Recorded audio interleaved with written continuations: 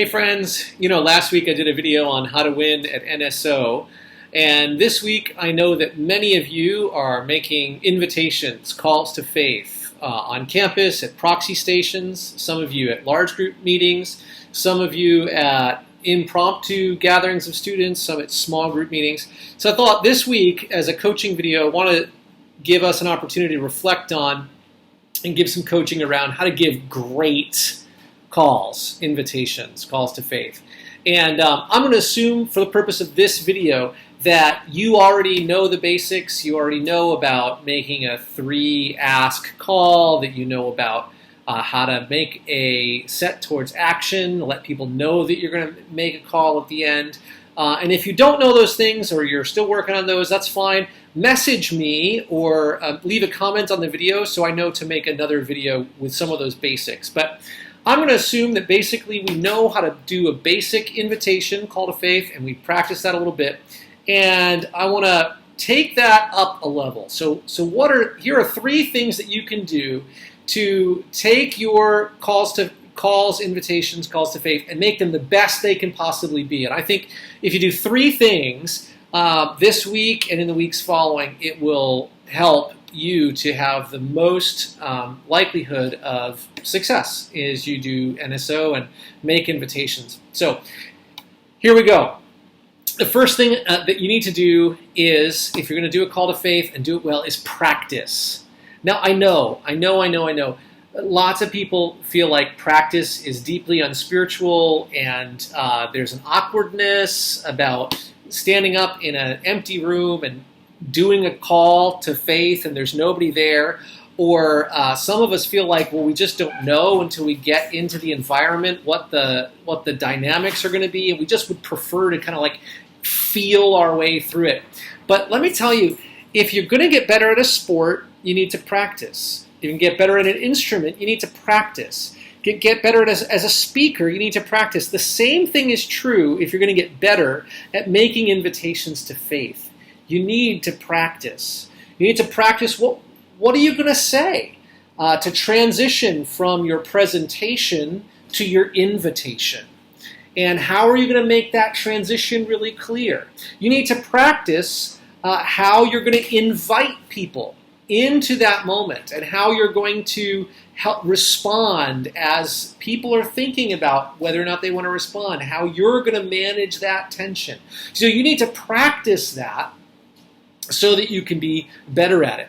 And I would recommend, especially if you're just learning invitations or if you want to get better at them, to spend at least as much time practicing your invitation as you do the rest of your presentation.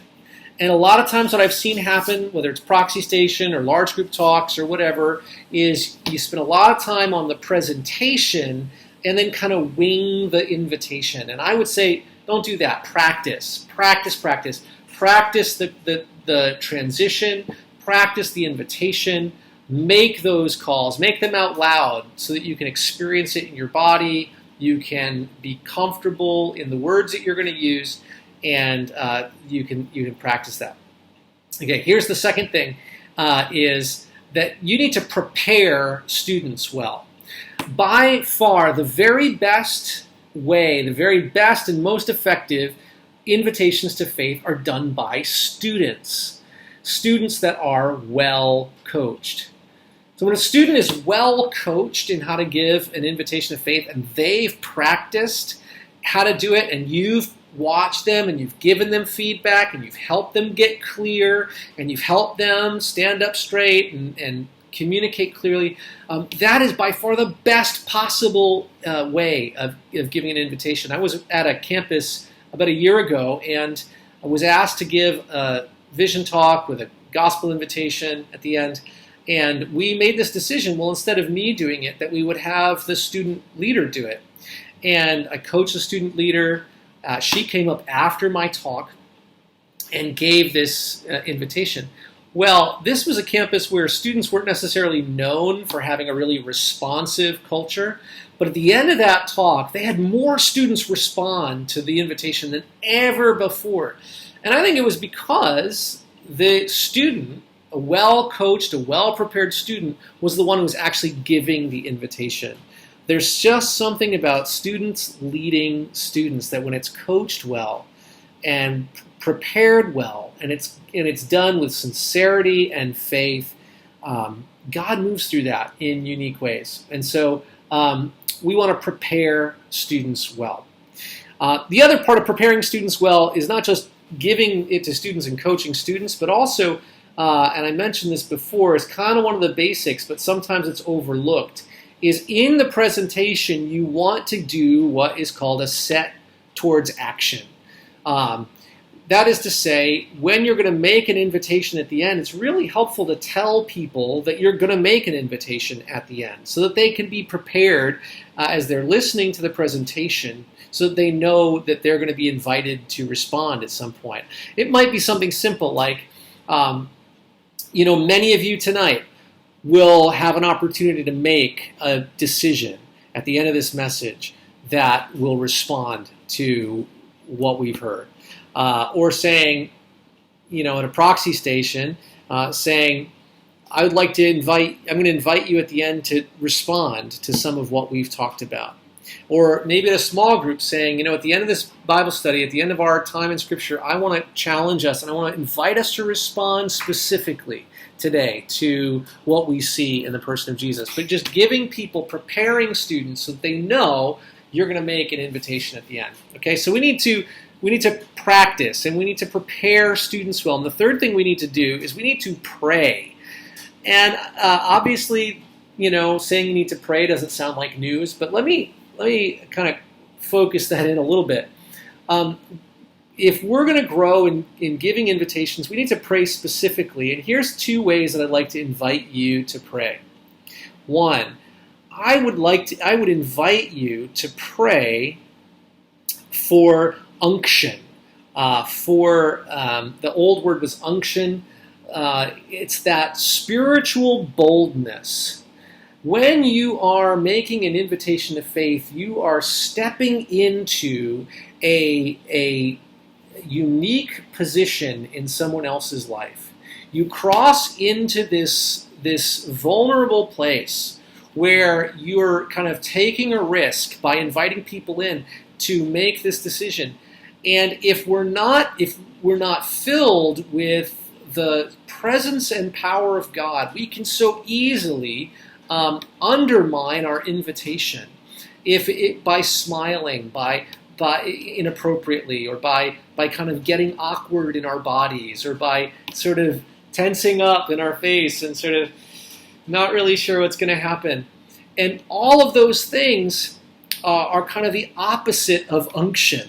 They make us self-conscious as opposed to God-conscious. Unction is that it's sort of the old-timey word for God confidence.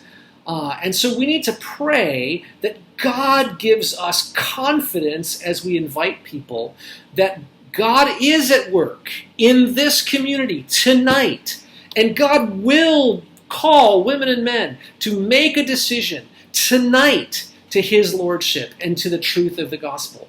And as we step into that place, we call people as people who are standing in the presence and under the authority of God, not our own personal authority, but the authority of God. And we're able to speak powerfully and prophetically into the lives of the people that we're speaking to, with gentleness, but with unction, with this God confidence that the Lord is at work, the Lord is in the room, and it is time to make a decision that will respond to the Lordship of Jesus. Then the other way that I would like to encourage us to pray is to pray for the release of giftedness. This happened at a conference upstate. There was Nate Shute was giving an invitation, and it was one of these conferences. He'd given the invitation, he'd asked a couple of times, and the room just didn't seem to be responding. And I loved what Nate did in that moment. He had a quiet moment of prayer as he was leading the response time. And as he prayed, he was praying silently, but we talked about it afterwards. As he was praying, Nate said, I prayed, Lord, give me the gift of evangelism. as I make this last invitation.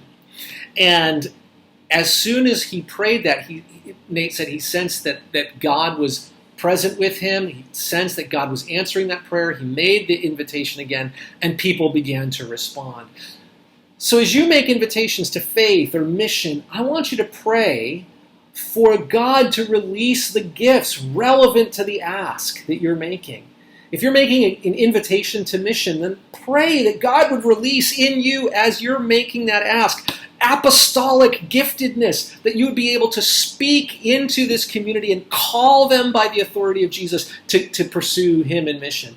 If you're making an invitation to faith, then pray for an outpouring of the Spirit to give you the authority of an evangelist, the gifts of the evangelist, to call people to respond to the gospel of Jesus.